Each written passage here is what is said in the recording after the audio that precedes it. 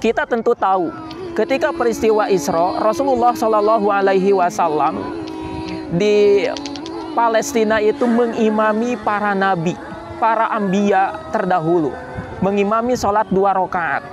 Ini memberikan isyarat kepada kita, ikhwan fillah rahimakumullah, bahwasannya Islam yang dibawa oleh Kangjeng Rasulullah Shallallahu Alaihi Wasallam akan menjadi risalah terakhir, menyempurnakan risalah sebelumnya yang dibawa oleh para nabi sebelumnya.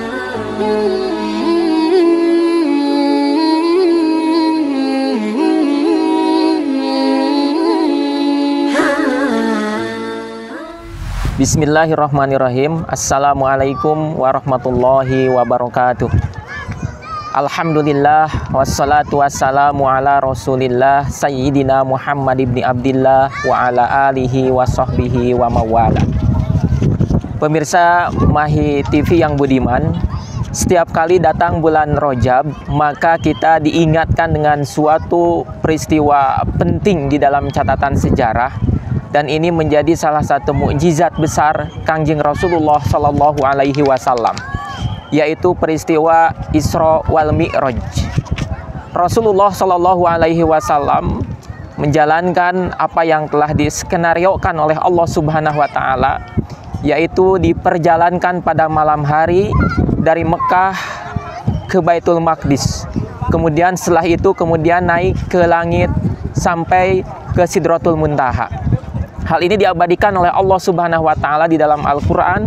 Surah Al-Isra ayat pertama, Allah Subhanahu Wa Taala berfirman, A'udzubillahi minasyaitonirrajim, Subhanalladzi asra bi'abdihi lailam minal masjidil harami ilal masjidil aqsalladzi barakna haulah linuriyahu min ayatina innahu huwas samiul basir.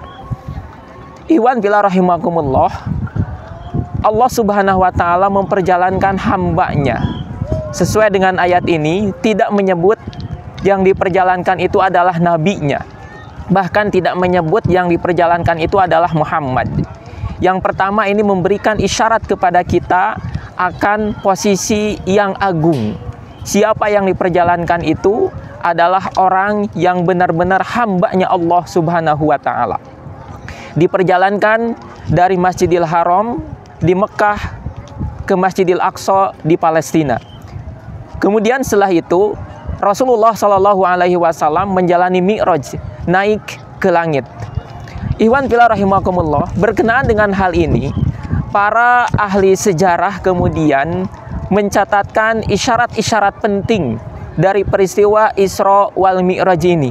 Tidak sekedar ini adalah perihal mukjizat, tetapi juga ada isyarat penting yang harusnya menjadi pelajaran bagi kita semua. Profesor Dr. Rawas Qal-Ahji di dalam kitabnya Qiraah Lisirah Nabawiyah mengatakan bahwasannya paling tidak ada 3 dimensi penting yang harus kita petik dari peristiwa Isra wal Mi'raj ini. Yang pertama adalah dimensi politik. Ternyata terselip satu dimensi politik penting yang harus kita pelajari dari peristiwa Isra wal Mi'rajnya Rasulullah Shallallahu Alaihi Wasallam ini.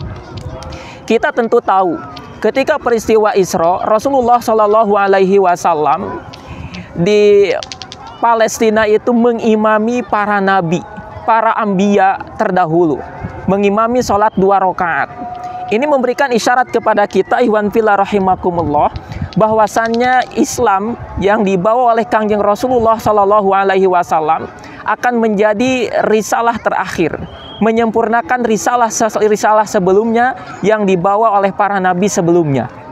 Kemudian juga yang berikutnya, bahwa secara politis maka umat Kangjeng Nabi Muhammad Shallallahu Alaihi Wasallam ini akan menjadi umat yang memimpin dunia, akan mengalihkan kepemimpinan yang tadinya kepemimpinan itu dibawa oleh Bani Israel, maka akan beralih kepada umat Kangjeng Rasulullah Shallallahu Alaihi Wasallam.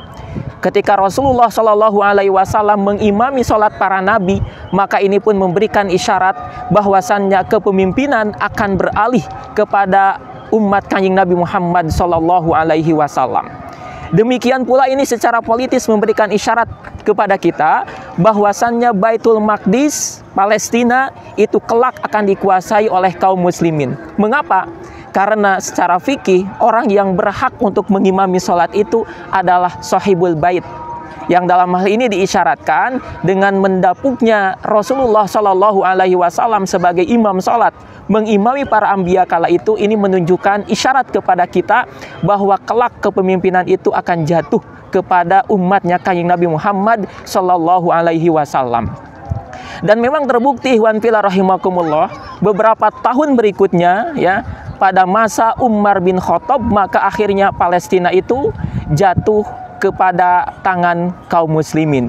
Ini adalah isyarat penting yang bisa kita petik dari peristiwa Isra-nya Kanjeng Nabi Muhammad Sallallahu Alaihi Wasallam. Wal afu minkum, wassalamualaikum warahmatullahi wabarakatuh.